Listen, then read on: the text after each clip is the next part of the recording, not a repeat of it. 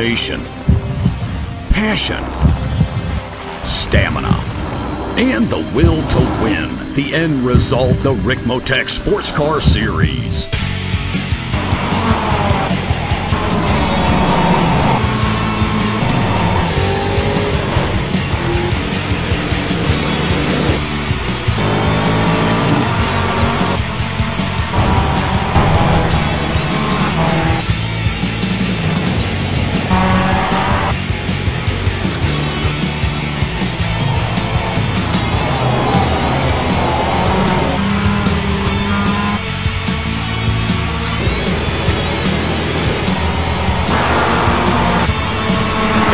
Motorsports brings you the Ricmotech Sports Car Series, brought to you by Ricmotech, high-performance sim racing equipment, and by Proform, Elite Texas Graphics, live Mondays, 8:30 p.m. Eastern.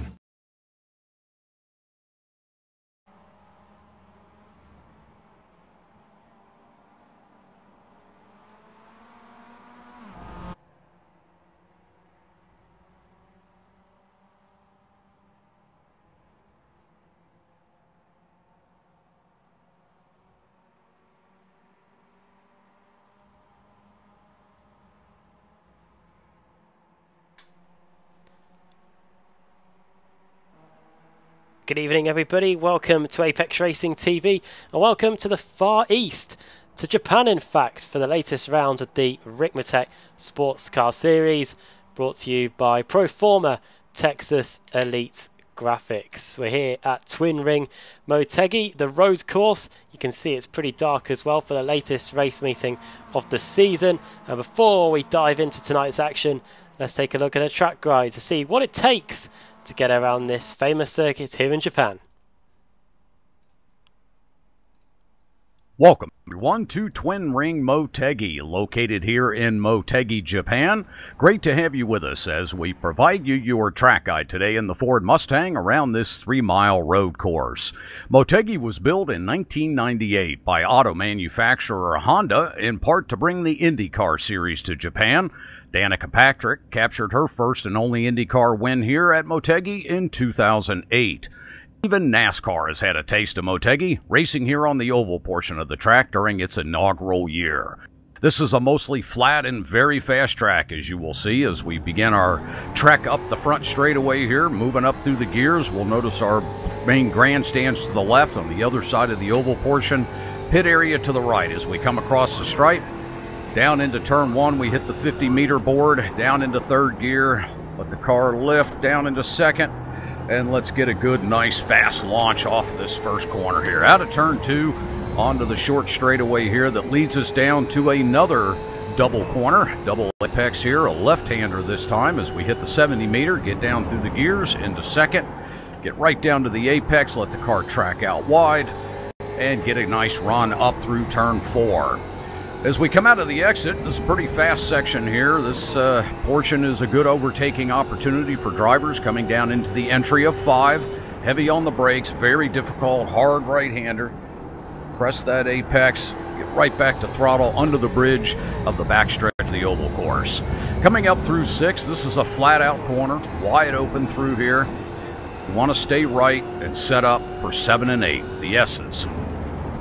Right to the bottom, let that car stay left, track out a little bit, get a late apex into 8, get right back to throttle, track all the way out to get that speed and up into 9 here. Another hard left-hander, down into second gear, very tight on entry, wide open on exit, got to be careful there. It's real easy to get loose coming out of 9. This brings us down to the only hairpin on the track, turn 10. Very late apex here, down into second gear. Let the car rotate in the center, start getting back to throttle, and get a good launch up onto the longest straightaway here at Motegi, the downhill straight. As we crest the hill down into turn 11, another big passing opportunity down into this corner. Probably the most popular passing zone here at Motegi. Hard on the brakes, down into 11, back to throttle, up into third, underneath the oval portion of the track, around turn 12, and now heavy braking down into 13. Let the car roll back to the center of the apex to the right.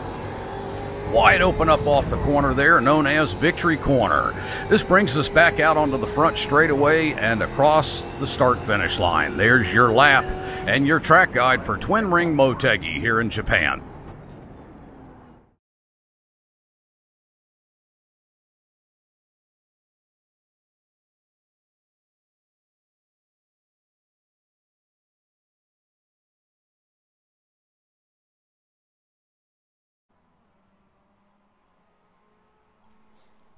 And we bring you back here to Twin Ring Motegi, getting set for the 4th round of the season. We started out at Daytona, then went to Sebring, and then 2 weeks ago we were at not at Twin Ring Motegi, we were at Sonoma in California, in fact. A quick hop across the Pacific Ocean, and now we're here in Japan for round 4 of the season. Joining me in the commentary box alongside me, Adam Bath, tonight, we've got Tyler Vickery. He'll be here in a moment, but first I've got Alex Simpson here. And Alex, Japan Motegi, a bit of a tight and twisty circuit, but it's quick in some places as well, and it's going to be an interesting test for these Mustangs and Mazdas that we've got coming up tonight. Yeah, indeed it will. Good afternoon, good evening, everybody. Good morning if you're over this side of the pond, of course. Really looking forward to watching this one. Yeah, I am jumping off in a little moment, but I have to say I'm going to enjoy tuning into it because Motegi under the lights going to be a great race. The Mazdas are going to be super close, obviously. Going to get lots of slipstream as always, but good opportunities, I feel, for a few drivers to break away if they can, if the chasing pack have a little battle or something like that. So yeah, looking forward to see how that goes. The Mustang class always very competitive this season so far, with a few drivers like Rob Hartley and Mike Dam moving over, of course. So giving Nom something to think about, but he's still doing his thing at the moment. Is Aero. So yeah, these guys will want to do it, and I have to say this will be a great circuit to do it. Good opportunity to get some moves done, maybe some strategy calls at the right time with tyres and things like that to make it happen. Yeah, just having a look at the local time, and it's like 4 o'clock in the morning local time. So not far off what we are actually, Adam, but I wonder, depending on how much they've elevated the session time, whether the sun will start to come up by the end of the race. And that might be quite an interesting little spectacle that we've not seen before here on Apex Racing TV. Well, yeah, when we did the 12 hours of the Apex Racing mini 12 hours of Bathurst, obviously Bathurst at 12 hours in real life, that's supposed to start at sunrise and end at sunset. What we did, we'll blame Sam Fitzpatrick for this one, he did it where we start at sunset and end at sunrise. So we got to see the change of conditions there at the Mount Panorama circuit. But yeah, this one's going to be interesting, seeing the sunrise and see what time we get to by the end of the evening. I'm sure Tyler will be keeping an eye on that one. The championship standings are on your screen now as we come to the end of the qualifying session. Aero Nom leads the way, as Alex has been saying. 112 points for him. 3 races, 3 wins. Doesn't really surprise, really, if you're new to the series. Aero Nom has basically dominated the series for the last 3 or 4 seasons. Rob Hartley is in second in qualifying, but it's Patti Iannucci that's second in the points. He's got a 3-point buffer over Rob Hartley in third, and then it's Leon Wright fourth, Clint Vigus fifth, Mike Dam back in the Mustangs for this season in sixth, and then it's Brandon Whitworth, Kevin Ford in eighth, a point back to Jeff Jacobs in ninth, and then another point back to Tyler Schiffler in 10th. Moving over to the open category in the Mustang class, the GS Open, it's Steve Daniel leading the way there, but look how close that is, just 1 point between him and Paul Gibson, and then it's Cameron Bidwell, and then a point back to Mike Monaghan, and then Trent Brown and Robert Brist, and then Bob Cunningham, not on any points at all. Going over to the Mazdas now, and it's John Allen leading the way there, but just a slender point over Travis Fenke in second, then Jim List, Eric Violet, Dave Payton, I'm guessing that's Chris Torman, and then Geordie Fike in 7th, and then in 8th, not in 8th, is in the open category, it's Jacob Beasley. He too has got a very slender point lead, it's just 2 points over Edgar Sancinelli, and then it's Elvis Rankin. More on him in a moment. He's got a very special spotter with him today. Derek Holland in 4th, Mike Taylor 5th, You can see there the top 5 separated by just 5 points. Got that right, I think. Then Jordan Walk, Mike Key, Bobby Charles, Lewis Loper, Matt Catila, I'm guessing that is, and then Patrick Prevenus and Lyndall McMurphy in 12th. But as the qualifying session comes to an end now, and we get the times on the board, Sarah Nom leading the way with just 0.03 of a second between him and Rob Hartley. It always seems so close in the qualifying sessions, Alex, but then Sarah Nom seems to boss it in terms of the strategy. But we'll cross our fingers and hope that Hartley can give him a close run for it today. We'll see if he can get it done going into the first corner, because then Sarah Nom's got to pass him on the track, and if he can't do that, then he's got to hope that the pit stops can go his way. But it looks pretty close in the top 5, at least in the fours, just a second separating Nom down to Ford in 5th. Yeah, Nom, he's just one of those drivers that gets all the little things right, you know, and that makes the big picture when it comes to the race. The drivers out there, you know, like Hartley, Dam, you know, Ford on his day, Inucci, Vigas, they've all got the pace to actually give him a run for his money. It's just that complete package that Aero has, where he just keeps getting the little things right and they just add up. Strategies are spot on all the time. He knows what he's doing out there, and that's what's making him so difficult to beat. I think, you know, we know how quick Dam is in this car. He's won championships in this car as well, and he's come back to it, I'm sure, to try and get a bit of competition, give a bit of competition to Aero, and all of a sudden, like, you know, this guy's really tough to beat. So yeah, they're gonna have to bring their absolute A game, I think, to knock him off that top spec. They've been trying for the last few seasons. Not many have knocked him off his perch. We'll see if today's the day, as the sunlight starts to grow ever more here at Twin Ring Motegi, home of a former IndyCar race here. They raced on the oval for many a year, and I think they did one or maybe just the one race on the road course before they left. Not too sure if I think the oval was damaged in the aftermath of the earthquake and tsunami here back in 2011. But the track still holds MotoGP races towards the back end of the year. And, this is a great oval circuit. I love this oval circuit. I have to say, I really enjoy driving the IndyCar around here. I've had some great races in the Open Indy category. So yeah, it'd be nice to see some races, you know, some official races back on that oval. But yeah, I didn't know it'd been damaged actually. Yeah, I don't know how. I don't know if anybody races on there now, but yeah, IndyCar's no longer on the. It's no longer on the IndyCar schedule. That is for sure. We did some epic BSRTC races here as well a few seasons ago. If you don't know about the Twin Ring Motegi Oval, turns 1 and 2 are completely different to turns 3 and 4. Turn 1 and turn 2 you can pretty much lift, but by the time it gets to turn 3, due to the lack of banking through the final 2 corners, you've almost got to get on the brakes in some of the cars that you're racing, because you're not going to be making your way through the corner otherwise, and you've got to make sure you don't hit the wall either on the exit. But today, we're on the road course, and the cars are starting to grid up. We haven't really seen many cars on the circuit, because when we joined the broadcast after the track guide, the qualifying session was at an end. But you'll see some in a moment. Aero Nom starts on the pole. Second is Rob Hartley. It's a very short pace lap here as well. Pat Iannucci is in 3rd, Mike Dam 4th, Kevin Ford 5th, and Clint Vigas in 6th. 7th, Cameron Bidwell, then Tyler Schiffler, Steve Thomas, Brandon Whitworth in rounding out the top 10. Then 11th for Paul Gibson. 12th is Jeff Jacobs. Moving on further back, 13th place is Leon Wright in the 77 car. 14th for Russ Ruddock. Then Steve Daniel in 15th. Mike Monaghan 16th. Raymond Bader in 17th. And Matt Catila in 18th, with Trent Brown rounding out the Mustangs. Into the Mazdas then, it's Eric Violet on the pole there in the EV Paints car. Asbury Motorsports 1's Travis Schwenke is 2nd.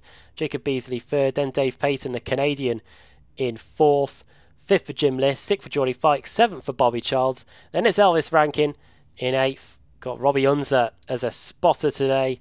And then it's Lewis Loper in 28th place overall. And then at the back of the grid, towards the back of the grid, it's Chris Torman, Matt Smith, Lyndall McMurphy, Derek Holland, John Allen at the back there in the Mazda. We'll see if he can use the strategy to get himself further forward. He usually does. And then Edgar Sancinelli and Mike Key right at the back in 35th place, just 11 seconds off the pace there as the field now goes under the oval, and we get set to get underway. The last time I did a broadcast here for this series, we had a monumental pile-up at the start, and a safety car had to be brought out. We'll see if that's going to be the case here as they go through the chicane now, a potential overtaking spot on the circuit if you time your move right. And now the field is in the hands of Aeronom as we get ready to go here at Twin Ring Motegi. Field going down the start line now, waiting for the green lights to get round 4 of the Ricmotech Sports Car Series underway. We get them now, and away we go for an hour of racing around the Twin Ring Motegi circuit. Pretty even start from everybody. No one really making any moves. As always, the series driver's very, very patient. A good first couple of corners there. You can hear the MX-5s in the distance just start to light it up as well. Here they come. It's Eric Violet on the pole in that class. He's the car on the inside in the 89, and he's going to get it and hold on to his lead going into the first corner. Not too many advances in position. A good start from Elvis Rankin. You can hear them sliding contact to the back. Around goes John Allen. I just mentioned that he might have got hit anyway. A few other cars off, include Lewis Loper there in the in his car. Mike Key and Edgar Sancinelli gaining a few places. Chris Torman might have been the other unfortunate car involved in that. He lost a few positions at the start, but everybody able to get going again. And here come the Mustangs through the S's. Oh, a great shot. Yeah. Sweeping through there. Well, no safety car even for that incident. So, but yeah, a bit of a shame to have the MX-5 field split apart a little bit there. Front three already starting to make a little bit of a gap with Rob Hartley and Mike Dam in tow behind Aeronom as we go into the hairpin onto the back straight, which is the start-finish line for one of the other layouts that we've got here around Twin Ring Motegi. Now we plunge down the back straight. Forget how many layouts they've got actually around this circuit, isn't there? There's quite a few that you do. Yeah, they've got the full, they've got the oval, and then they've got two other layouts as well, the east and the west, I believe. There goes the east circuit, off where the cones were there to the right as we go into the final corner now. It's going to be Aeronom that leads the way at the end of the opening lap. Robert Hartley is giving him cause for concern though as we come across the timing line to complete the opening lap. Got an hour of course to go with this, and we'll keep you updated with how the strategies are going to play out over the course of the race, even though we are in dawn conditions here. As you can see, the power of the floodlights here. As it's Japan, the temperature is still going to be pretty much on the warm side. So going into turn 2, Hartley giving him quite a decent run here as the timing tower comes up at the end of the opening lap. Yeah, nice, good start for the Mustangs. All pretty, like you say, all pretty close, but just a couple of little individual backs there. Violet comes across as well. So MX-5 finishing their first laps. Not many moving fingers in that first lap, as you can see. They've got down 2, Ruddock up 2. So that's really it. Everyone else just the one spot. So no massive changes there, that's for sure. Obviously, a trait of this, the Mazdas, is that they all will be pretty close for the duration of this. Saw quite a lot of that at Sebring, and you can see already Eric Violet coming under some pressure from Travis Schwenke. Schwenke's going to go up the inside here into the right-hander as we go over the go under the banking here. Watch out for Jim List as well. He's gained 2 places since the start of the race, as you can see, and he's almost applying pressure down Eric Violet as well. D2D Motorsports Gold here. Let's go on board with him as well as we go into the right-hander. Great little section of circuit. The camber on the inside there, you just have to nick it right so that it pulls the car around that corner there. Car always wants to understeer, and back always gets light going into this corner as well, the rear end. So you've got to be just a little careful. Again, it's just subtle gradients on the circuit.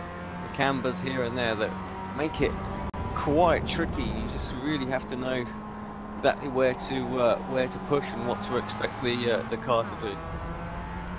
We go onto the front straight, onto the back straight again. You can see, as Alex was mentioning, the camber and come at some of the corners. That's why it's almost perfect for the motorbike racing around here. And these Mazdas... Yeah, I'm not surprised they go here, actually. Mm. This must be a fantastic circuit on a bike. And actually, I bet the racing is epic as well. Well, the MotoGP series used to go to Suzuka until it got dropped off the calendar on safety grounds. The death of a rider there in 2003 was the final straw for the series, really, and they've been coming here ever since. And oh, who's that in the background? Someone. That was Lyndon McMurphy, I believe. Yeah.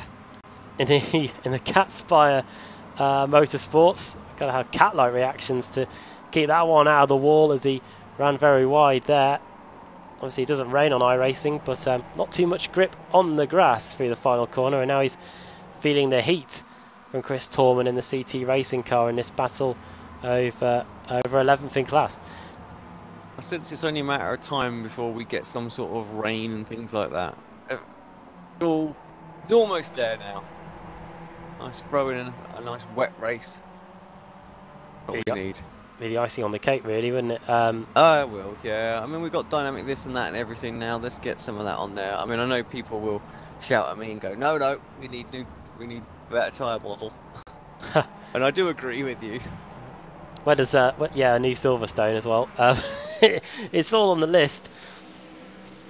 It's all about the priorities, as Aaron Om's priority. Yeah. Isn't that the next Silverstone's the next road track, isn't it? I believe it is. Say that? I'm sure they stated that. Yeah. Yeah, Sam Fitzpatrick was telling me, much to my relief. Kevin Ford is off the circuit, and he's gone off at the run into the penultimate corner as he gets passed by Tyler Schiffler there. I think that's that might be the only position he lost as a result of that.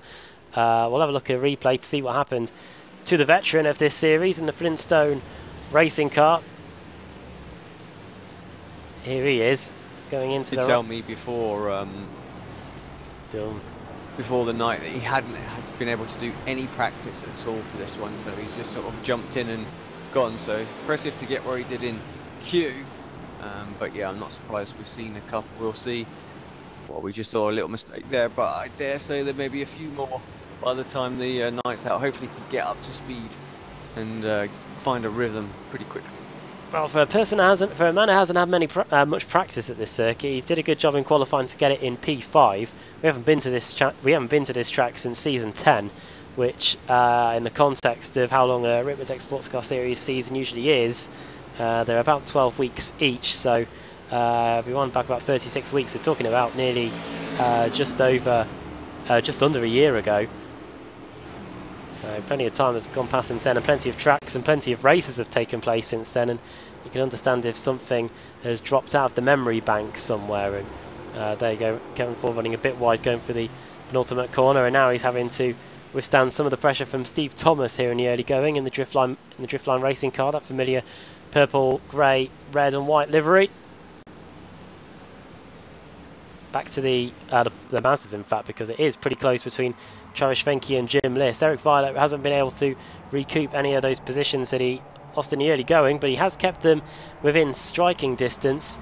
Looking at how the strategy is going to unfold for this one, as I open the document, we've got likely going to see the Mazdas taking at least 2, if not 4 tyres on their first stop. We should make an interesting strategy in the Mazda class. They will take full fuel. Just looking when we're going to be expecting to see them come into the pits, they'll probably be coming in about 43 to 46 minutes into the race. So we're going to be seeing them in pretty much towards the back end of this one, which is something that we usually see. But yeah, the thing I'm mainly interested on is even though they'll be taking full fuel, it's going to be whether they take 2 or 4 tyres. Could be all about that track position, Alex, when we get to the back end of it. And I'll tell you, if it was the Mustang, I'd be like, you have to take 2 because track position is so important around here. But the little MX-5s, I still feel, as Peyton's going to prove my point here, you can make the moves in the MX-5. Peyton through and up and into 4th place, good little move. And now Beasley coming under pressure from Geordie Fike behind him. but does manage to hold on to that one.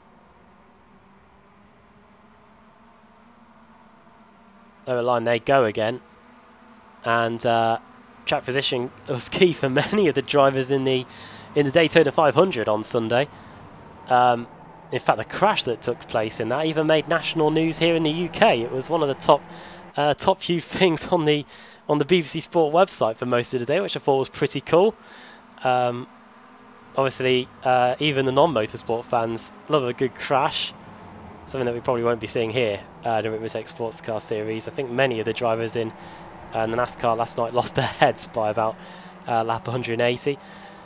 Here is John Allen, who was involved in a crash at the start of the race. He's now trying to get some of these positions back. He's trying to start with getting past Matt Smith and Elvis Rankin, going into the hairpin here. Rankin in the 18 car, just in front of Matt Smith. We mentioned earlier that he's got Robbie Hunt acting as a spotter for Rankin. Former Indy Racing League driver. 9-time winner of the Pikes Peak International Hill Climb. This is definitely not a hill climb, Alex, but there's definitely some elevation in here. Don't know whether that's helps get passed on in terms of any influence, but yeah, still pretty cool to have one of the Unser family acting as a spotter for, or serving as a spotter for Elvis here today. Yeah, indeed, awesome stuff and wealth of knowledge and experience. Hopefully, we see that being passed on, and Rankin doesn't make any rash calls out there. Got, like I say, a long race, and he's still right there. He's still in sort of a shout and reaching distance of the guys at the front. So we'll see how he progresses. Interesting to see, actually, because obviously a new driver to the series, really, for us. It's always good to watch progress of some of the new guys after a season or two. See how they fare. Indeed, yeah. Good start in terms of how many positions he's gained. Rankin is right where he started. Matt Smith behind us gained 2. John Allen, as he slides his way through the final corner there, has gained 4 spots. So despite what happened at the beginning, he's still gaining quite a few positions. As you can see, that Trent Brown has come into the pits with a lot of damage. Don't know whether it's meant that he's towed back to the pits, but we'll get a replay nonetheless to see what's transpired here to the man from Michigan. Oh, well, nothing happening there, but there was a car that was going very deep. Oh dear, he spun on the exit, and he's going to hit the Onco barrier as well, which can cause a lot more damage than, even though that looks pretty harmless, it has given him quite a bit to worry about there, and I wonder if he may have a few more things to worry about than just a bit of damage to the front end. Hence why he's probably been in the pits for just over 90 seconds, Alex. As looks like there might be a chunk of repairs that he's got to do. Yeah, still just sat there. Nothing, like you say, nothing he can do. It might be race over for him tonight. Certainly in terms of where he can finish, but yeah. Over the timing line come the leaders again. Already approaching a quarter-hour mark here in this one. Nom, then Hartley, then Dam. Promising to see that Nom hasn't been able to pull away as of yet. It's all going to be down to the pit stops as things stand at the moment. 3 attempts back to Hartley, then a further 3 attempts back to Mike Dam. Pasquale Iannucci, Pat Iannucci, is in a bit of a world of his own really at the moment. Sat in 4th. He has got a 3-second buffer to Mike Dam in front of him, and he's got a 3-second gap to Clint Vigus in 5th. So as things stand, he is in a bit of no man's territory at the moment. We'll see if he's able to gain on that. Further back, 2 tenths of a second separating Kevin Ford and Steve Thomas and Tyler Shiflett as well. This is the battle for 6th going into the right-hander here. Steve Thomas keeping Kevin Ford under the microscope, and of course Kevin Ford trying to get past Tyler Shiflett after his error in the penultimate corner earlier on in the races. They go up through the staircase here through the left and the right-hander. And as you can see at the bottom of the screen, the battle for the lead and the Mazda's rages on too. Here is Jim List. Oh, getting hit in the back by Travis Schwenke. And that is Jim List into the lead. Schwenke might try and respond straight away, but decides not to. You can see the brake discs glowing as well. Steve Thomas is being shown up as out on the screen, and that isn't just my stream, because I've had to lower the graphic settings, and everybody should be displayed, and it looks like there's internet issues or something hardware related. Up and down the order as well, yeah. Yeah, has plagued Steve Thomas. So yeah, definite problem there for Thomas. That's not why anybody that's wants. Unfortunately, yeah. Hasn't quite featured as strongly as he has done in previous seasons. Sometimes they just don't go your way, do they? You know, I've been in a few where they just, it's just not happened for whatever reason, and then others where it's been, it's been a great season, just constant good results. Are you looking forward to the new Porsche for the World Championship, Alex? Well, I'm going to enjoy watching the races. Yeah. Obviously, I decided not to renew my license, so I say renew. I didn't even go for it. I mean, would I have got in? Not sure. It would have been if I had the time to bang in the kind of practice that I would want. It would have been close, I think I might have just snuck a top 20. Yeah, no disrespect to all the guys that are going for it or anything like that. I just think I could have just snuck in there. All very, very quick drivers though, and I was just outside of it. But I think for me, it's to get the most out of any tin top car. It requires a lot of practice. So, but I think the racing is going to be brilliant. So I'm just going to sit back, enjoy. I'm going to focus on the 6 GTE World Championship races that I've got this year. I'm just doing the Formula 3 league that we're involved in. That's going to be a lot of fun, and then the BSRTC. So, but yeah, I think it's going to be something quite different. Individual event in a tin top car. There's not a lot of slipstream. The overtaking is going to be difficult. It's going to be an interesting one. So there's already some tempers flaring. I've seen some social media posts from some of the big dogs when it doesn't go their way. So yeah, there's some definite short-tempered drivers in there as well. You know who you are. That are going to be fun to watch. Get your popcorn gifts at the ready when there's collisions. Well, I'm sure that many of the people who are watching this are probably based in North America, and I've had Kevin Ellis show me what the schedule is set to look like, and I have to say we are going to quite a lot of North American circuits. So, well, I think obviously it is Porsche backed this time, and obviously a huge $100,000 prize pool. Or is it a share of 100k? Yeah, not too sure. Yeah, I think it's a share of, isn't it? So, but I think that still the primary sponsor, I think, is still a North American-based Porsche group, isn't it? It's the American Porsche rather than sort of the German head office, if you would have it. I don't know if there is such a thing, but I believe that's what it is, and I think it's that group that's kind of dictating the tracks that they go to. So the tracks that they race in North America is where they want to race. So that's why a lot of the European sort of F1 circuits have been snubbed, even though it is kind of like the support car for F1, F1 weekend events, isn't it? So, but I think that's kind of why. I'm just surmising and trying to make some sense out of the madness for avoiding some of the fantastic Formula circuits that we have that would improve the racing. So, it's having to go in the Formula Renault 3.5 the other day at Imola. That was pretty good. That was on Kevin's sim. Well, yeah, nice little triple screen setup that Kev's got now with the BenQ monitors. With a shameless plug of our sponsor. There you go. As the leaders come onto the front straight, I think Travis Schwenke has just got the lead, just as we switched away from them. There you go. Schwenke has got it done. I can imagine that it was down into the hairpin, but now Jim List might try and get it back straight away. Eric Violet looking in. No way through there. Interesting. Top 4 in the ST and top 3 in the GS really broke away. I mean, kind of yeah, kind of expected to see the MX-5s a lot closer throughout, but like you say, look, 6 seconds. Really, that's quite a gap. And I am not surprised to see the top 3 scampering away in GS though. Through the hairpin we go.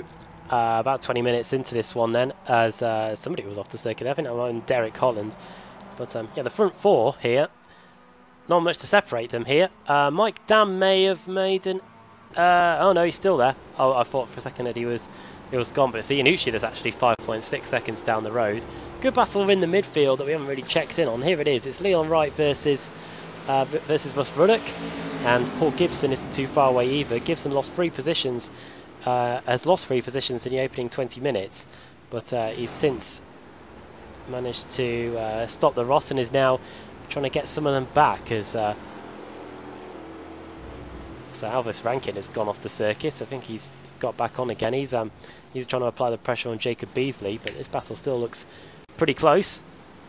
We didn't really mention when what time the Mustangs would be coming in. We really just shed light on what's going on in terms of the Mazdas, but the Mustangs are expected to be in about after the half-hour mark, about 33 to 36 minutes into the race.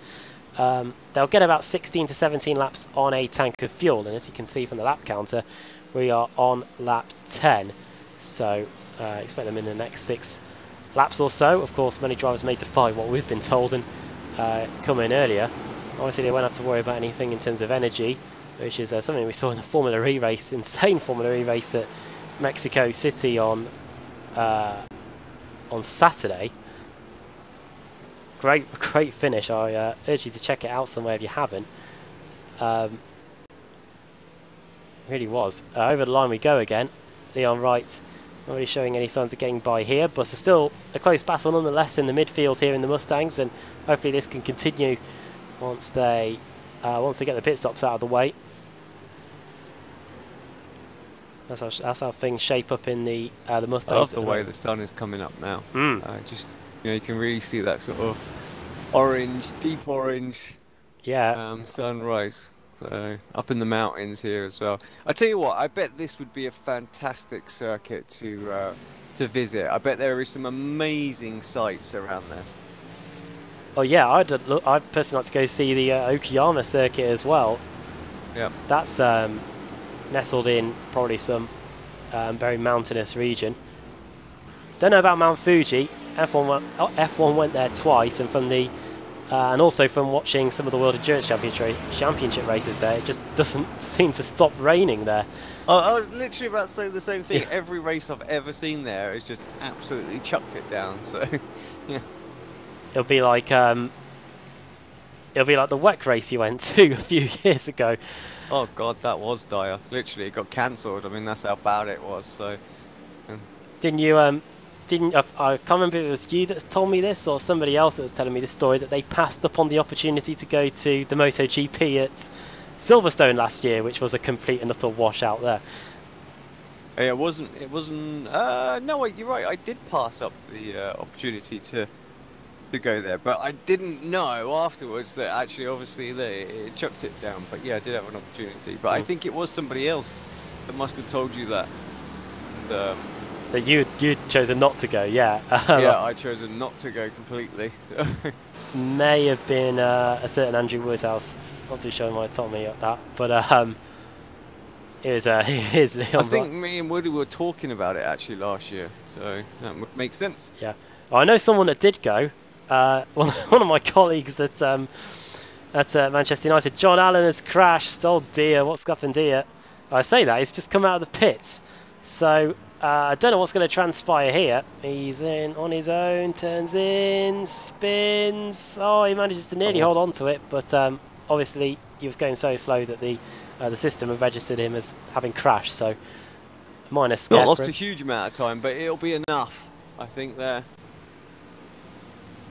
It's a shame, really. Obviously, John Allen, we told you earlier that the Mazdas would be expected to be in after the 3/4 of an hour mark. He just completely disregarded that. He'd come in just after the 20-minute mark, and if that mistake hadn't have happened, then he might have been able to have surprised us later on in the race. But he's going to have to try and make that time back, as Aeronom has had nothing but a mirror full of Rob Hartley here. And I have to say, Alex, Rob Hartley has been a regular in the Mazda class ever since we started covering this championship back in beginning of 2017. And here he is, 4 races into the Mustang class, and he's already giving the likes of Aeronom a run for their money. Well, you don't get 9,616 I rating for nothing, you know? Ooh, that's not too far away from Freddie Rasmussen, is he? I saw he was celebrating his 10k I rating Really? the other day. Oh, there you go. Well, I remember when 6k used to be like a really high number. I got there, and I just really haven't done any races since then. Gonna have to get on it. Get some races underneath my belt. Don't know if you saw the plans for the Sim Expo for 2019 that I saw doing the rounds on my Twitter a few days ago. They looked like they were as you can see, a few Mustangs coming into the pit lane. I think one of our friends at Race Spot, Connery Mazick, posted them. They're basically planning to utilise the massive arena that they've got. You know, where we saw the remote control cars getting raced last year. They're planning to put the actual rigs that we have for the official races on the Saturday and the Sunday in there. Well, that'll be good. They talked about that a few years back. Don't know if you remember. We sort of discussed it, didn't we? We had a little meeting with one of the directors of the expo to talk about it. But yeah. And it was funny actually, because I remember talking to iRacing last as well. We interviewed them, didn't we? And one of the things off camera they mentioned is actually they would prefer it not to be in there because it lets the sort of the stalls and the stands interact more with the drivers and that, because they finish watching that and they're right next to all of the rigs and things like that, and they jump on it and test it and stuff like that, and it just sort of separates them apart a bit. So unless of course it's going to be a lot bigger. And in which case, I have to say, you know, it'd be a good thing, get the spectators there. And I have to say, the last few years there, it's just got bigger and bigger and bigger. So it could be in for something rather impressive if the growth is very similar to what we saw last season. Yeah, we have a gap for Aeronom now. Not much. Bit of breathing room though, 0.7 of a second. So Hartley did get through. Okay with the traffic, but it was enough. Tyler Vickery joins us in the booth. Oh, hello, Tyler. Hello. I'm always the one that has to run late. Looks like Aeronom, Robert Hartley, and Mike Dim all coming into the pits now. So I guess this was perfect timing for me. I would say this is perfect timing for me. At this point, this is where I hand over to Tyler. With everyone, good luck and and good night to those that are watching and everything else like that. Thank you, Adam. No worries. Yeah, thanks everybody. Of course, don't forget to like the video, like our social media pages and things like that. So I'll do my little plug and that. Big shout out and thanks to the sponsors over at Ricmotech, and also to all the league admins for putting this on. Oh. Always a pleasure, even though it's just a short little 20-minute session for me. Have a good night, guys. Decent cameo. Cheers, Alex. Thanks. Bye. What? Well, what's happened here, Tyler, is that Rob Hartley has emerged from the pit lane in front of Aeronom. And just from the look of it, I'm looking at pit time. I wonder if Aero might have taken tires, or he might have just, I think he might have overshot his pit box, because I see the pit time is 18.6 for Aeronom, and Robert Hartley had a 16 flat. So, I mean, 2 full seconds for even from coming into pit lane to exiting pit lane. So that was a big difference there. So in a sense, Robert Hartley's going to be your leader once Paul Gibson, Brandon Whitworth, Cameron Bidwell, Kevin Ford, and Stephen Thomas all come out of the pits as well. This is going to be interesting, because it does mean now that Aeronom has effectively got to get past Rob Hartley on the track. And obviously Aeronom has won all 3 races so far this season. He won at Daytona, the opening race. He won at Sebring in that race which had a huge crash at the start, and he won at Sonoma 2 weeks ago. Now he's going to have to try and get it done here in Japan, but he's got to have to get past that very colourful Madhouse Racing 2 cars. There's been a crash in front. Ooh. Oh, that's a lot of damage. 22 car, that's Paul Gibson. 22 car, the John MX-5, Allen. it's John D. Allen. Ooh, just not having the best luck apparently. Yeah, he had a half spin just before you joined us in the booth, Tyler. Let's see what happens here to the Define Auto Works car. Is it going to be something similar to what happened? Oh, he came round to find the Mustang that was off. I feel bad for Allen. Wow. Here it is on board. We're going to get a perfect view of what happened to the... oh, yep, there we go. You can just see it right there. Gibson got on the brakes. Oh. I feel bad for Allen. If you go back to that replay of Allen, of that onboard of Allen, you'll see Paul Gibson, when he got on the brakes, he was just a little too far right. And when, as you see here comes Gibson, got on the rumble strips and just lost all control. And then when he hit the grass, yeah, nothing Allen can do there. Tell you what, John Allen was very lucky not to blow the engine there. He was able to carry on, and you can see quite a lot of damage to the front of his car. It's been the last 2 laps from hell, really, for him. Meanwhile, Steve Thomas, Cameron Bidwell, Brandon Whitworth, Russ Ruddock, and Mike Monaghan have all come in. Those guys were at the front. What this does mean now is that Rob Hartley is up to second. And he's not that... Oh, and Arrow's actually calling up to Robert Hartley. I thought it was the opposite. I thought it was Hartley catching up to Ford, but here we go. This is pretty much your provisional leader right now, and Arrow Nam's trying to have this fight again with Robert Hartley. From what I've seen every now and then, because I am going to apologize again to the public. With me living in the U.S. and I work at a car wash 2 days a week while I'm at school at Full Sail. It's kind of, I work for extra hours a lot of the time, so kind of was running a little later than I was expecting. So I do apologize for that again, because I feel bad for leaving you out there almost left you out there to dry, Adam. Oh, no pun intended. Car wash. Was an A1A car wash. That's a great series, Breaking Bad. Yeah, I'm trying to remember some of the quotes now. It's been years since I've finished it, but of course, anybody that's seen Breaking Bad knows that car wash is pivotal in terms of how Walter White, aka Heisenberg, is able to get away with what he was able to do. Kevin Ford is in from the lead. He's hoping, and yeah, that should give. Oh, while we were talking, Arrow got around Robert. Oh God, that's didn't even realize it. That's bad by me. Yeah, let's have a look at the replay. This was going into the hairpin. Oh, that was right. Here we go. Yep, Hartley went wide, and Arrow just took advantage of it. Even though Arrow had the outside line, just had better driving and was able to pull away with it. Great move on the outside there by Arrow. Might be because of those potential extra tyres that he took. But either way, Rob Hartley's not letting this go. He's right on the back of him again. But it didn't take long, did it? Arrow on back into the race lead. Paul Gibson has come into the pits.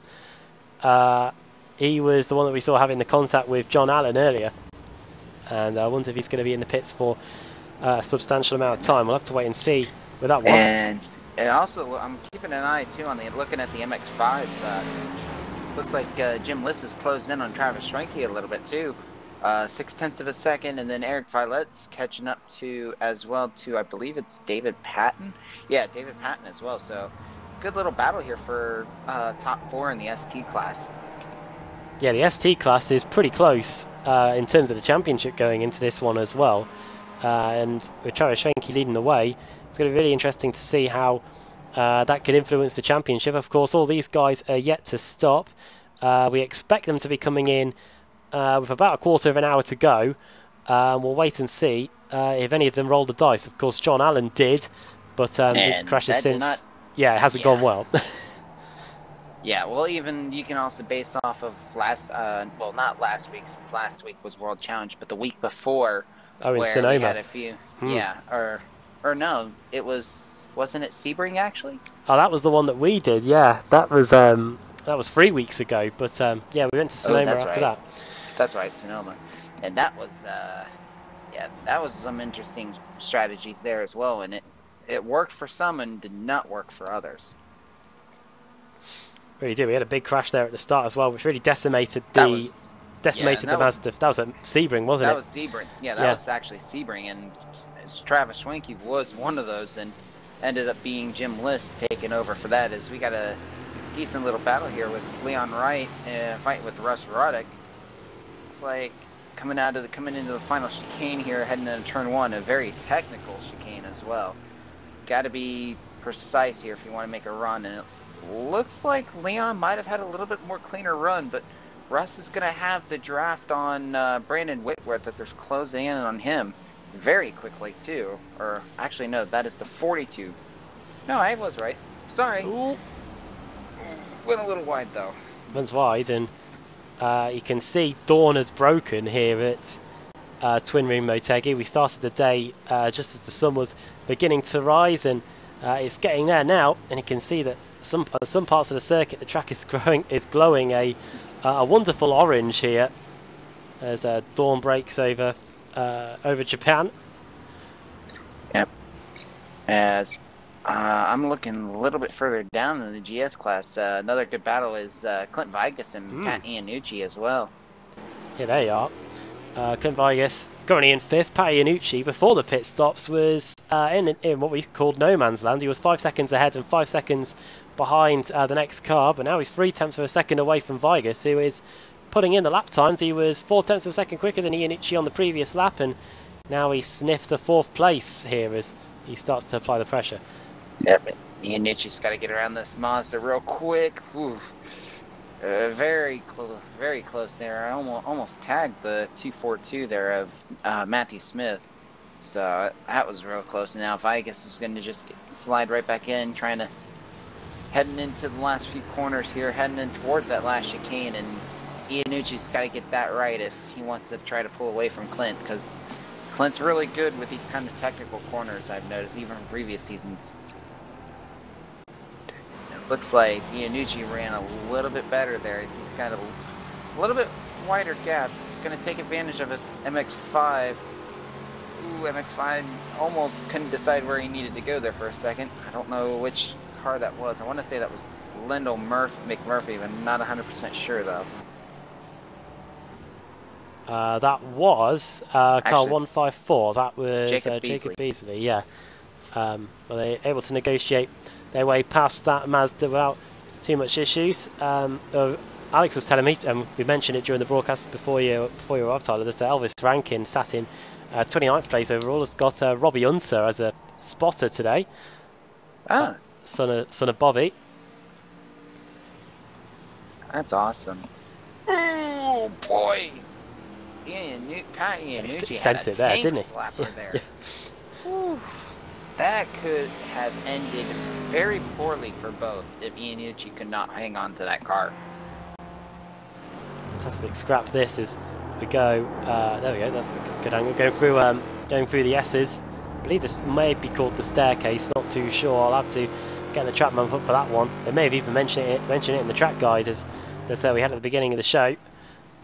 But this battle for 4th continues to rage on, and there really isn't too much in the way of anybody else getting involved. Mike Dam, the next car ahead in 3rd, is 10 seconds up the road, with Tyler Schiffler in 6th, 4.8 seconds away. So these two are nestled in their own little scrap here. And Mike's pretty much in, like you were saying earlier, where Iannucci was at earlier in the race, where he was in no man's land. I mean, Mike Dam's got 10-second gap ahead of these two, but then he's got about, I want to say, well, actually only about a 2-second gap, but it looks like it's still gaining though, with just how Hartley and Nam are fighting. I mean, it's still only a 3/10 of a second gap between Hartley and Nam, but the way they're running, they're just running a lot more quicker than Mike is, and it's gonna be. I think Mike's all he has to hope for something to happen to those two guys up front if he wants any advantage. They can just about see them. As we go back to this battle again. It's very close as well between Kevin Ford and Steve Thomas, I think. 2/10 of a second between those guys as they come across the line. This is the battle for 7th and 8th. Almost. almost thought about looking at the inside of Kevin Ford there for a second, but Kevin Ford had a little bit better momentum as they're coming up to the 154 of Jacob Beasley. Going to try to work their way around him as they get into the more technical part of Twin Ring Motegi. So this will be a real big make or break for him. Going for the left-hander, they have to dodge the Mazda, trying to pick up a toe there, and ducks out at the last minute. Almost worked, but not enough. That was actually a pretty good idea there by Stephen Thomas. Just not. If he had a little bit more straight line speed, or actually not straight line speed, I should say. If he had a little bit more straight line track, he might have been able to get side by side with Kevin and force Kevin to run the outside lane. Would you class this circuit as a difficult one for brakes? Whenever we seem to look at these cars, the front brake discs are glowing. I would call it more of a technical track. I mean, for me, I don't think it would be brakes, because I honestly think as Kevin Ford goes a little wide there, but he's still going to have the inside line. But I honestly think brakes aren't going to be too big, because I think like Aero Nam, Hartley, and Mike Dam, like the top 5 in the GS class, and even like the Mazdas, I think it's more not about brakes, but more like momentum. I think this is like more of a technical circuit. I mean, because I think if you can be able to use less of the brakes, we got all of the MX-5s coming in now. Swanky's looks like he's the first one out. Then it's Jim List. David Patton takes over third. Eric Violet looked like he had some struggles, because I remember earlier on when I was checking in just as I was leaving work, I saw Eric Violet was up in front. Bobby Childs and Luis Lopers, that is your top 6 that all came into the pits. Indeed it is, yeah. Boy, that was an interesting rejoin. Oh boy, Iannucci is going to do everything he can to keep Vigas from catching up to him. And got right in front of the 65 as Clint Vigas almost hits Iannucci there. He had to check up a little bit, which is really going to hurt Jim List and the rest of the MX-5s that were behind Travis Schwenke. As Schwenke's now got a nice little comfortable gap now that it's going to be real difficult for List to try to catch up after having the issue with these two. See it so often in this championship, as Tyler Schiffler then was being shown as going off the circuit. Is they going to try and get past Schwenke here? This is the Mazda leader. No. Look out. Oh, man, that was close. That could have been... And Schwenke's pretty much pushing as hard as he can as well to stay ahead of these guys so he can get a little bit more of a gap. But, oh, boy, Clint, you got to watch it here. Oh, man, so close to getting into the rear end of Iannucci. And Schwenke's just trying to let these guys by as safely as possible, because he does not want to get taken out, and I don't blame him at all. There goes one. Oh! On the grass. And in a second we're going to see Vigas swoop by as well. There he goes, and off they go down the straight. I think Travis is happy that finally have gotten around him, because I think there was I think it got to a point where he was real worried. It's interesting, really. When we saw the qualifying times, I think the Mazdas weren't really too far off the pace in terms of some of the Mustangs. It's just a case of these straights where the Mustang comes out on top, and you could see there that it took until the back straight until these guys could get past the Mazdas. Yep, and that's the one thing. Like, the Mustangs are a bulkier car, so it's a little bit more difficult to turn. But the Mazdas with being a lot lighter than these Mustangs are, they have the advantage of being able to be a little bit more nimble and take the corners a little bit with the quicker speed as well. So that's where the big time difference is where the Mustang's got the beefier engine. Oh boy. And Clinton's gonna be scaring me a few times here. Oh, Violet has blown the engine. And wow. And that's the end of his race. Gone to even bad. Uh-oh, look out, look out. That was a sharp intake of breath there as Travis Schwenke, that was Stephen Thomas getting past Kevin Ford. This was, so they're going to see a very slow Mazda. There he goes. Oh my goodness. he's going to use that to get past Kevin Ford, I think, actually, here. Yeah, there goes Yep. Thomas up the inside, and he's able to get past and up into 7th. Wow. Just great momentum there and just great opportunity there. That could have ended poorly for Stephen Thomas if he wasn't careful there. It was a close battle in the Mazdas. This is Bobby Childs versus Lyndall McMurphy going on here. Capspire Motorsports versus D2D Motorsports Blue. Good race by Lyndall McMurphy, actually. It says he's gained 10 places since the start of the race. Bobby Childs, meanwhile, has just gained the 4. Still a good job anyway as we approach the final quarter of an hour there. Looking to the inside as well. Ooh, had a little bit of a run as well. Just didn't have enough straight line speed where he could be able to make it work, as we're getting ready to overtake the 154, who's multiple laps down, and he's got a lot of damage on that right hand side.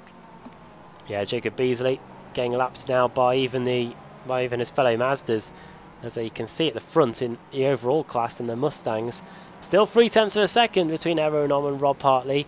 Last time around, in fact, Hartley was a few tenths of a second quicker than Errol Nom, and there you can see the gap. We can actually get the gap up now, the gap comparison up, so we can see how the gap has filtered about over the last few laps. It's been as high as 0.4 of a second at one point.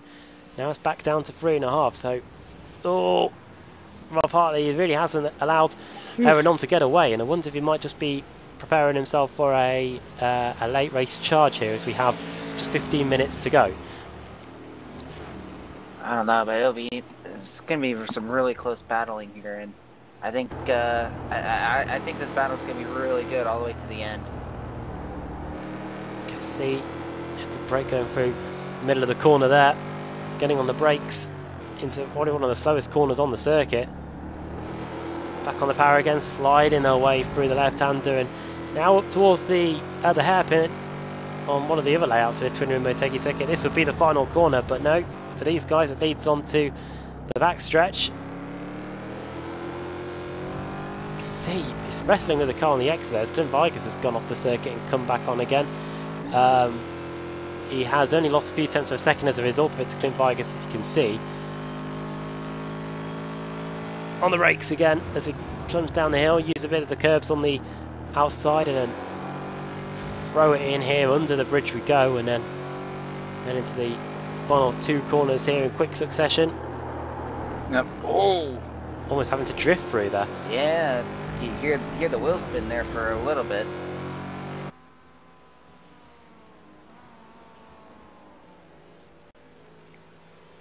Mike Dam's just taking advantage this time of the last lap. Gained 0.2 of a second on these two battling, so Mike Dam still has a shot at this as well.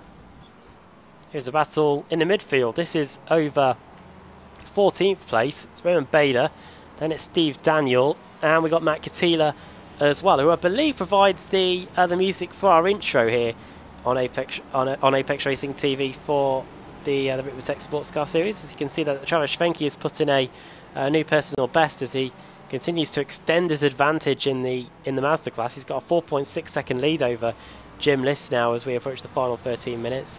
I do know we have got a commercial break to fit in here, so with the race simmering away nicely, with a few good battles still set to come to a head with a few laps to go, we'll take the opportunity now to throw in the word from the sponsors of Ricmotech, and when we come back, we'll bring you the final 12 minutes or so here for the Ricmotech Sports Car Series at Twin Ring Motegi. We're back in a second.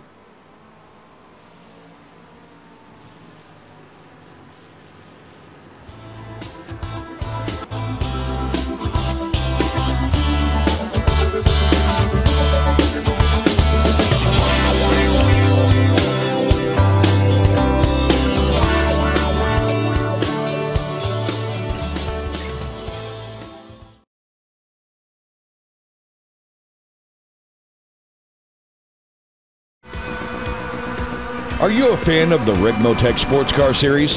Now is your chance to show off your favorite sim racing series by visiting our online store. With clothing and apparel for women and men in all sizes, merchandise and gift items like coffee mugs, laptop skins, mouse pads, and many more items to display your passion for sports car sim racing. Visit us today at ExtremeMotorsports99.com and click on the online store button. Thank you for watching and supporting the Ricmotech Sports Car Series.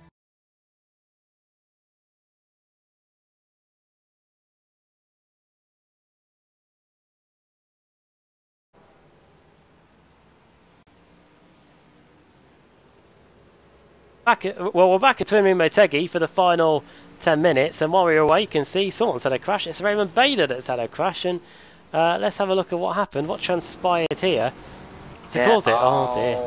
Got on the AstroTurf. Oh, hard hit into, and that's the concrete barrier of the bridge actually for the oval portion of Motegi, and yeah, that car is definitely toast. Yeah, as a spotter would say. Well, one person who is also out of the race, having blown the engine, I believe, joining us now for a quick chat as we get towards the end of the races, is Eric Violet. Welcome to the commentary box, and yeah, tell us about how the end of your race came about. Yeah, I'd like to be glad to be here, but not under these circumstances. No, had a good qualifying, running up there, falling back a little bit, but yeah, just went into the turn, and I guess I just went down into second too early, and it popped. Is it pretty easy to do on these cars, or have you really got to stick the car into a gear that it definitely doesn't want to be in for it to blow up? Yeah, it gives you a little bit of room. Like you can put it in the wrong gear, but if you catch it right away, you can clutch it or pop it out. But I think I was just focused on the Mustang or something, and usually I go into third right there, and maybe I just thought the RPMs were low enough to drop into second directly. So yeah, I went from fourth to second instead of going fourth, third down, second. Oh, so just to give the viewer some idea of what it's like, are you using a H pattern for it? Is it like a sequential, or what are you using? Yeah, no, using an H pattern, and you know, just did that little U shape going from fourth to second instead of dropping into third, just to let it whoa up just a little bit more. Oh well, hopefully next week it works out for you. Before we let you go, do you want to send a quick shout out to anybody? Oh, just D2D. We worked a lot on these setups, and got me on a pole. It was great, and you know, Jim had a good run on me, so I just let him go pretty easily there in the beginning, and he was giving Travis a good run for his money, and I think some Mustangs kind of got in there and kind of broke it up a little bit. Oh well, commiserations today. I'd love to chat more. It's just that we've got a great battle going on for the lead. So, yeah, thanks for coming up and joining for us for a quick chat. And yeah, all the best next week. All right, no problem. And thanks again for all you guys do. No worries. Cheers, Eric. Eric Violet then. I said that things were heating up, but at the moment we say thanks to Eric for joining us. That the cap's now gone up to 1 second. I think Robert got a little loose. We'll have to look back at that, but something happened there, and I want to say maybe Hartley got a little bit too wide there, because with Twin Ring Motegi, if you get on the AstroTurf a little too hard, it definitely upsets these cars. Yeah, he gets a little wide there, but if you hit the parts of the track that have more the AstroTurf on it before the real life grass, it's gonna really make these cars loose, and I have a feeling that might be what happened. Ooh, as Nam got a little sideways there for a split second, heading to the start-finish line. Actually, no, that's the opposite part of the track, the other variation. Just trying to find the rewind button, but I can't. Yeah, it looks, but with that little tank slapper that the Arrow had, though, this gap is even closer between all three. Hartley's 0.7 of a second behind Nam, and Mike Dam is now 0.8 of a second behind Hartley. So the top three for the GS class, this is going to get really interesting and very quick. Yeah, just 7 minutes to go, and Mike Dam is really coming. Last time around, he did a 2:06.4. If we get the last lap times up on the up on the screen for you. Last time around, a 206.7 for Aeronom, 207.2 for Rob Hartley, hence that that little gap going up there, and 206.4 for Mike Dam, and the gap is now just a few tenths of a second between them. Meanwhile, Kevin Ford is back in a scrap with Steve Thomas here going into the first corner, and it looks like Kevin Ford has got it done. Yep. Great pass on the inside line there by Kevin Ford, and he should be able to pull away a little bit as they're closing in on the lapped car of the 98 of Michael Key. Kevin Ford has lost 2 positions since the start. One of them was as a result of him going off in the penultimate corner, but he's got one of them back here with 6 minutes to go. He's going to have to try and get past a Mazda here, and he's going to successfully do that just before we get on the brakes into the right-hander. This is where we saw the big crash for Raymond Bader. So we go under the oval. Now back out onto the outfield, you could say, of the circuit, outside of the banking. And I'll tell you what, let's see if we can get the gap comparison up between Aeronom, our leader, and Mike Dam in third, because at one point the gap was as high as 5 seconds, so we'll see how it's evolved. It was 2 seconds at one point, that's down to 1.5. Well, let me see if I can do it over the last 10 laps and see if we can make it even more. But it's starting to come down, isn't it? Yeah, but at the same time, I think Mike's struggling a little bit now as he's really fighting with the car lately. I don't know if he had some kind of issue, but he's really having to fight that car now. And look, here comes as we're coming to complete the laps now. Yeah, Hartley the quickest out of the 3. Oh, as Hartley was close to touching Nom there. But yeah, 2 minute and 6.2 for Hartley, 2 minute and 6.3 for Mike Dam, and 206.5 for Aeronom. So still close to each other, but something's off with Mike Dam because that gap is starting to really open up again. Yeah, it's now a second between, or 1.3 seconds you can see between him. Rob Hartley, that little error a lap ago really hasn't deterred him as he closes right up to the back of Aeronom. Aeronom has won every single race this season. He won at Daytona, he won at Sebring, he won at Sonoma. Now he's trying to get it done on the Asian continent here at in Japan at Twin Ring Motegi. He's won in Florida twice, and he won in California on the west coast. Now he's trying to do it in the far east of Asia. Rob Hartley running a little bit wide there, running just over the curbs on the exit, but it looks like he's got the quicker car here as we get towards the end of the race.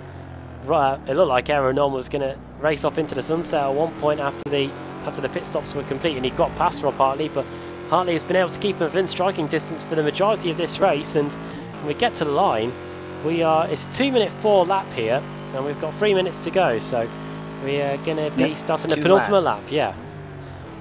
Yep. Oh, as Hartley's really getting deep on the brakes now, trying to get as much entrance speed into there, but at the same time, here comes Nom just pulling away on the... Ooh! Well, he's out. Interesting. That must mean he hasn't got enough fuel to get to the end then. It may have been a miscalculation on Rob Hartley's part, but what it has done is almost certainly rule him out of a chance of winning this race. What a shame. It's going to be a splash and dash, and he may stay ahead of Pasquale of Patty Iannucci. We'll have to wait and see, but Rob Hartley's... Oh, maybe not. Iannucci's through. Yep. Here comes Clint Vigas now. Shiflett's got 20 seconds down the road. Actually, okay, my timing was off. Yeah, it took its time to come down, but there we go.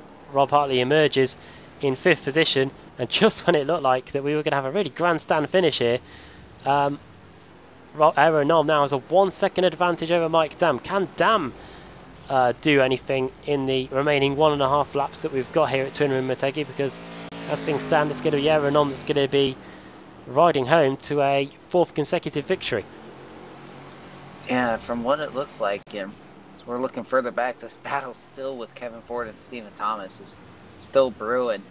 But yeah, that's real unfortunate there for Hartley. But the question is now, does Aeronom and Mike Dam have enough fuel then? Because they pitted at the same time as Hartley did. Granted, Hartley took 2 seconds less time of fuel, but it'll be really questionable now of whether it was just miscalculation for fuel intake for Robert Hartley or if it's for the whole field. Well, yeah, unfortunately, since Rob Hartley's come into the pits again, we haven't really got the pit stop time from his first stop, but we've got Aeronom and Mike Dams. 18.6 was Aeronom's stop, 17.5 for Mike Dam. Maybe Mike Dam was just drifted off the back of those guys because he was saving fuel earlier on in this stint, and maybe now has his opportunity to put his foot down. We've got this battle that's pretty close. We've got Brandon Whitworth and Bidwell that are pretty close. You can see those guys there, and also as we approach the end of the race, Steve Daniel and Mike Monaghan are also duking it out in the Mustangs. In the Mazdas, the closest battle here we've got is between Bobby Childs and Lyndall McMurphy for 4th in class. So that's the state of play now as the race leaders are on their final lap of the race here at Twin Ring Motegi. Aeronom has a 1 second advantage over Mike Dam, and we're going to have to wait and see whether Dam can close that down at all, or if Aeronom is going to have a problem between now and we get back round to the checkered flag. Yeah, if anything happens now, it's going to be it's going to happen suddenly. But from what it's looking like, it looks like right now Nom's got feeling he's got enough gas in the tank. He's still putting in some decent speed, but it's going to be a real big question mark here to see what happens. Holding on board with Aeronom. Qualified well on the pole. Had to deal with a lot of pressure from Rob Hartley early on. He got jumped by Hartley in the first round in the round of stops. And then after that he was able to get the lead back, and just when it looked like that Hartley was going to mount a late race charge, Hartley has to dive for the pits to get some fuel on at the end as they lap. Murphy is coming to the pits as well with a few laps to go. He was running in 4th in class. Could that be a late race pit stop for fuel? Either way, looks like it. What a shame for him. Meanwhile, into the penultimate corner comes Aeronom. Did we expect anything less? He won at Daytona, he won at Sebring, he won at Sonoma, and he's going to win here at Twin Ring Motegi through the final corner. Checker flag is at the ready. Round 4 of the Ricmotech Sports Car Series goes to Aeronom. Team Bushfink does it again. Mike Dam in 2nd, and we await Pasi Iannucci to come home in 3rd position. Travis Schwenke in the Mazdas is on his way to what looks set to be a class victory for him as Iannucci comes through the final corner now. Clint Vigus couldn't do anything about him in the end. The Meh Motorsports car is going to finish in 4th. Rob Hartley in the end, 9/10 of a second away from Clint Vigus in the end. He was putting in the laps there at the end. He did a 2:06.2, which is a second quicker than Vigus on that last lap. He was definitely on it. Steve Thomas finishes 7th. Then it's going to be Cameron Bidwell heading home. Brandon Whitworth just. And here he comes Travis Schwenke now. Tyler, he's done pretty well after the pit stops took place. He didn't really look like he was going to get challenged, and he's going to come through the final corner now and take the checker flag to win his class. Yeah, great run by Travis Schwenke, and he's going to win this by almost 6 seconds over Jim List. So definitely a good runaway there for Travis Schwenke. He's definitely going to be happy with that. And it looks like David Patton's going to walk away with 3rd. As here comes Chris Thorman as well. So here's David Patton. Still got a ways to He's out of fuel. Go. Oh, is he? Oh, he's coasting. Oh, he is. He's still got 15 seconds left. Oh, he's got enough time. Well, where is Thorman? Oh, this is gonna be close. Oh, wait a minute. Thorman's coming through the. Oh, this is gonna be close. He's trying to rinse some dregs into it. He gets drive. Oh, he's got... Yeah, he literally was on the clutch pedal the whole time. And he has enough fuel to get it home. Over the line he goes and gets third place. He was probably a lot more cool in there than we were then for a second. Absolutely. So David Patton rounds out your top 3. Then Thorman and Elvis Rankin round out your top 5. Boy, oh boy. The top 5 for Elvis Rankin with Robbie Unser, former IndyCar driver and former Pikes Peak winner, acting as his spotter. Son of Bobby Unser, in fact. And Elvis Rankin will be hopefully pretty happy with that. We'll see if we've got any drivers waiting to talk to us afterwards, as everybody is now finished. So as they return to the pits, gather their thoughts and potentially join us for an interview, we will cut away and get the results up on the screen. In the GS class then, race victory for Aero Nom, 9/10 of a second ahead of Mike Dam in the end. Patti Iannucci finishing in 3rd, with Clint Vargas 4th, Rob Hartley completing the top 5. 6th for Tyler Schiffler, 7th for Steve Thomas, 8th for Cameron Bidwell, Brandon Whitworth in 9th, and rounding out the top 10, Kevin Ford in the end. That, has he lost a few places towards the end there actually?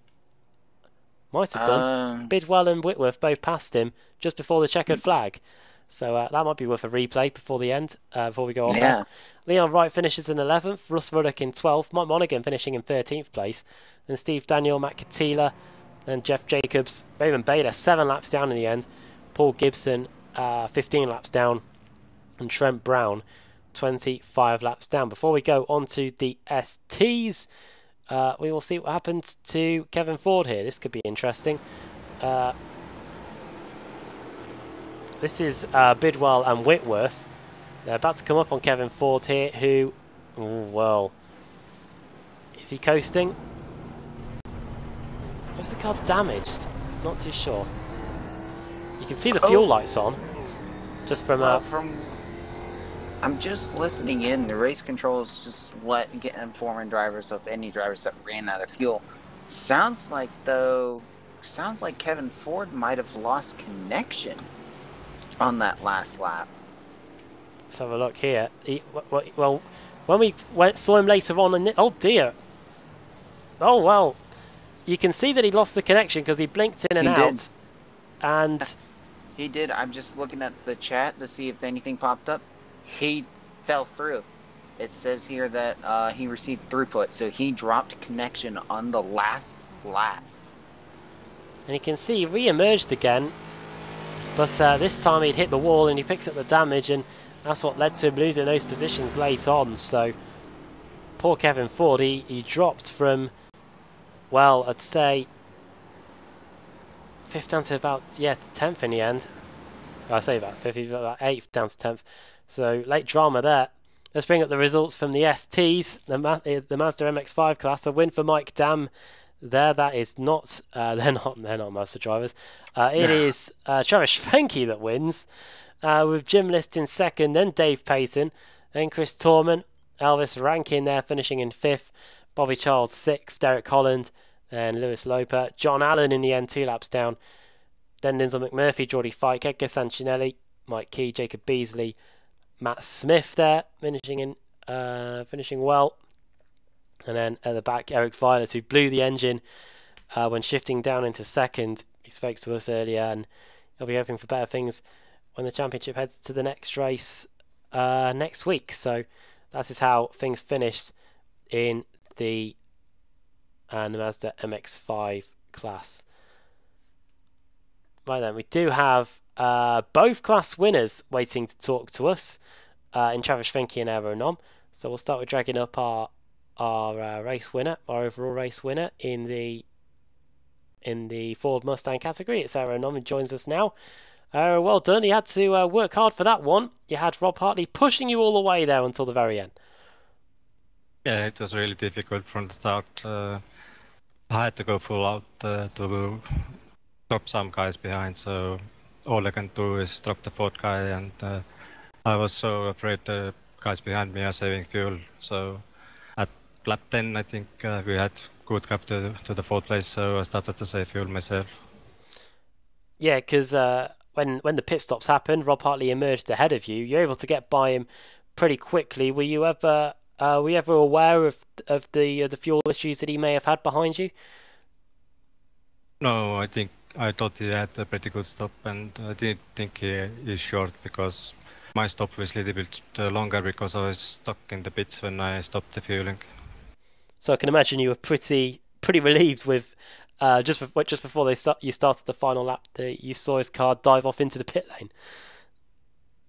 No, I think I had under control. So the only place he can pass me was the front straight. It was really difficult the last chicane to downshift. My clutch doesn't work so well that yeah, it was really difficult in the last turn, but it worked out well. Yeah, what was it like racing at Twin Ring Motegi today? It's the first time I've been here since season 10. Is it a good track to race in the Mustang? I had to say, in the cool conditions like today, it was really good. Yeah, with the sun coming up. Well, before we let you go, Arrow, today, do you want to send a quick shout out to anybody? Yeah, like always, I would like to thank the sponsors and the league admins and you guys there. Great. Well, I just got one more question. It's the usual one I like to ask. It's what do you think about the track we're going to next week? Just having to get the schedule up so I can find that out. Next week we go to Interlagos in Brazil on February the 25th. That should be a good one. It's another quick circuit, and even though the Ford Mustang isn't totally aero dependent, there should be some slipstreaming even for you guys during the race. Yeah, I think it will be very similar to this track, the back racing. Yeah, it was really easy, I think, to stay behind in this track here, and it will be easy in the Interlagos too. Great, well done on the win today. Fourth consecutive win for you here so far this season. So things are going well, and yeah, thanks for taking the time to come and speak to us. Yeah, thanks, guys.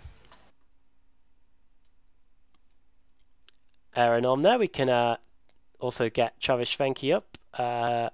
We'll bring him up now, and I believe he's with Tyler now. Yeah, Travis.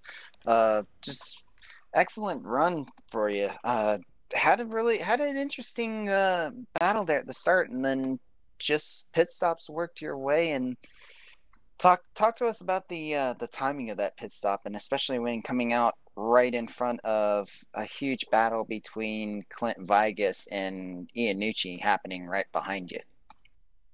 Yeah, I was trying to wait until I had a little bit of gap, and maybe he didn't, because those last couple laps before the pit stop, I think I gained, just a little bit. I had a second on him, second and a half, but had pulled that little bit of a gap, so I was going to try to use that to my advantage if I could. And sure enough, it worked out perfect, pulling out there, and there were two guys there. I thought he was actually going to slip by Pat, but I guess he couldn't going into one, and that opened it up a little bit, and then it opened up from there. Yeah, definitely, and it was definitely an interesting race, especially with Eric Violet being up there as well, and then with him, unfortunately, and we talked with him earlier as the race was finishing up. He went to do a downshift from fourth gear to second and blowing the motor there, so that was one less competitor you had to worry about. But at the same time, with how quick he was, he definitely would have been something big for you. But overall, though, how was the car feeling with just how the transition from going from complete darkness to pretty much the sun rising up as you guys are finishing up the race? Yeah, I don't think the temperature change of the track, I don't even know if it really changed much. Maybe a degree C is all it changed, but the tires just wear so much at this track, and you have to be so careful on the entries that it's really easy to overcook them. And I was just trying to save tires and not push the car too hard, because then I knew it would pay off dividends as the race went on. Hoping that everyone else kind of wear theirs out just a little more. Even though I was in front, I felt like I was trying to pull the 3 or 4 of us away, because I thought we needed to do that at least, and I was still being smooth without having to push the tires too hard. And definitely, I got one more question, because I know we had some things happen even in both classes actually, like especially big with what happened with Robert Hartley not having enough fuel. How close were you on running out of fuel? I was right on. I had maybe 0.4 liters left at the end, and this car sputters at 0.25, so I had 0.15 extra liters is all I had. So I made the cool down lap, but barely. I was sputtering all the way down the backstretch. Boy, that would have been interesting if we had another like 10 or 15 minutes at him. Yeah. Yeah, pretty close. Well, definitely. Yeah. Congrats again on the win, Travis, and definitely. I know you got some sponsors to shout out for you. Yeah, I'll give it up to first my team, AMS Motorsports. We're those guys that can't race in this anymore just because of the time frame, and get out to BSI Racing down in Florida, and over to GSRC and you guys. GSRC helps us a little bit, but obviously this is an Apex thing, and you guys help us ton in this series, and love every minute of watching these back. All right. Well, congrats again on the win, Travis, and I think this will really help you out, especially with how crazy some of the race was, and especially when one of the main competitors for you, Violet, having some issues. So I think that definitely will help you out in the points. Yeah, definitely. Great, well done today, Travis, and yeah, hopefully we'll be speaking to you next week. Sounds good. Thank you. Travis Schwenke there. We've got one driver who's been patiently waiting for us, and I think he's probably going to be the last interview of the evening, of the night, really, here in the UK. It's Jim List, and he joins us now. Jim, well done, second place today. We were just speaking to Travis Schwenke, who was filling us in on some of the fuel issues he had towards the end of the race. Was the fuel pretty close with you, or were you quite comfortable towards the end? I was quite comfortable, to be totally honest. Looking forward, I probably should have taken a little less fuel, since obviously I came out with 2 Mustangs right on my bumper, and that kind of broke me and Travis up a little bit. And then he dealt with to be totally honest, I think the Mustang traffic was the biggest issue for me, not the fueling. Yeah, we were just Tyler was just mentioning how close the Fords were. Was Motegi one of those circuits where, apart from maybe the front straight and the back straight, you could really race with the Mustangs quite a bit? It was a pretty close run thing between the two of you. Yeah, no, definitely. I mean, we're faster than the Mustangs in quite a few areas. Obviously, the twisty bits, not so much the straight parts. But yeah, it was kind of hard figuring out where they wanted to pass, and if they were gonna try to really stick it up the inside and split up, like if they're running in a pack. If it was two guys really close to each other, usually the front guy would try to dive in there, get you in between them, so he would have a little bit of a buffer space. So I feel like I was kind of breaking them up before they got to Travis a little bit. Well, next week in Interlagos, speaking to Aaron Norman just before you came in the winner of the Mustang class, and he said that even in that category there's going to be slipstreaming there, so it's going to be a very power-hungry circuit for you. Yeah, I mean, first time I've actually ever put in laps at Interlagos. I think this was only the second time I've ever raced here, so tracks I'm not very familiar with coming up here in the next few races, but I mean, we have tons of practice beforehand, so I'm sure that, D2D will kind of figure out a good setup and how to race that track. Great. Well, before we let you go, do you want to send a quick shout out to anybody?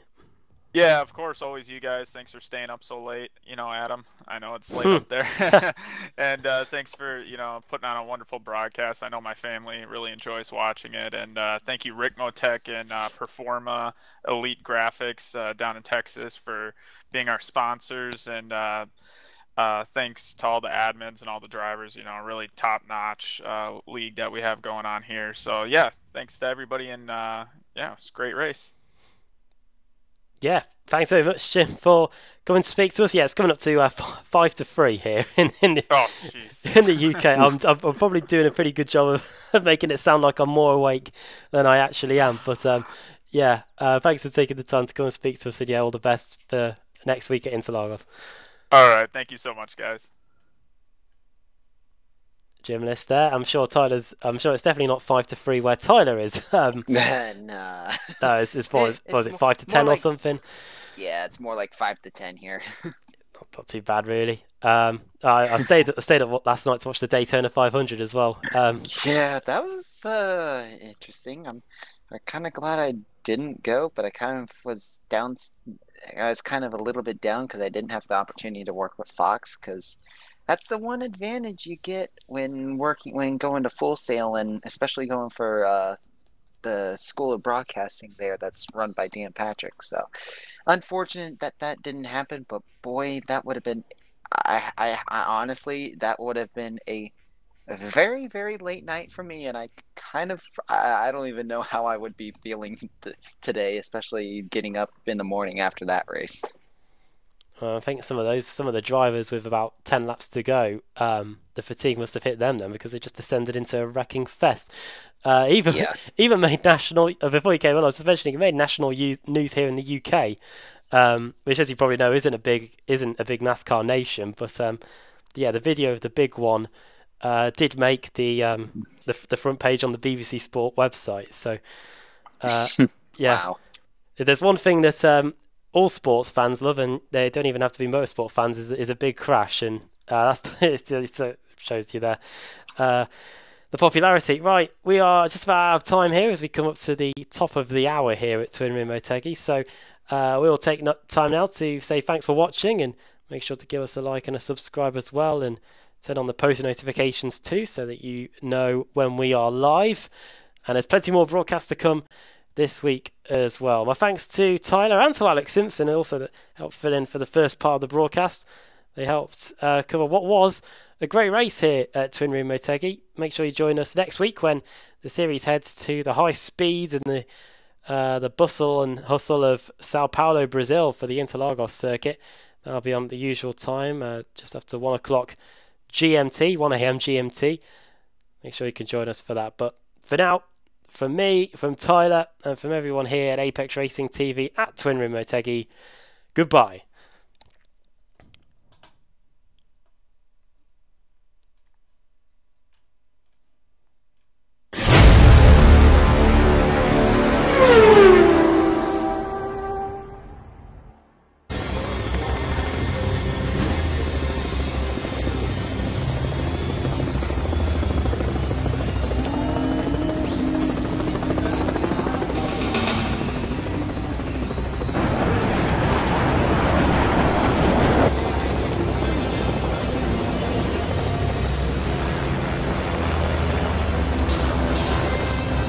Focus,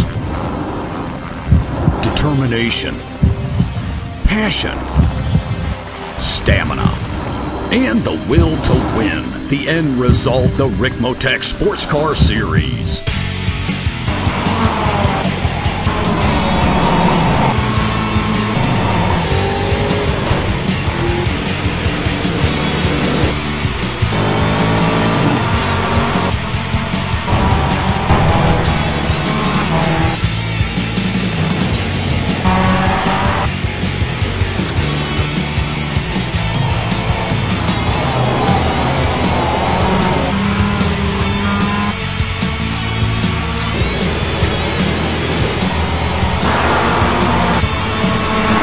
Motorsports brings you the Ricmotech Sports Car Series, brought to you by Ricmotech, high-performance sim racing equipment, and by Proform, Elite Texas Graphics, live Mondays, 8:30 p.m. Eastern.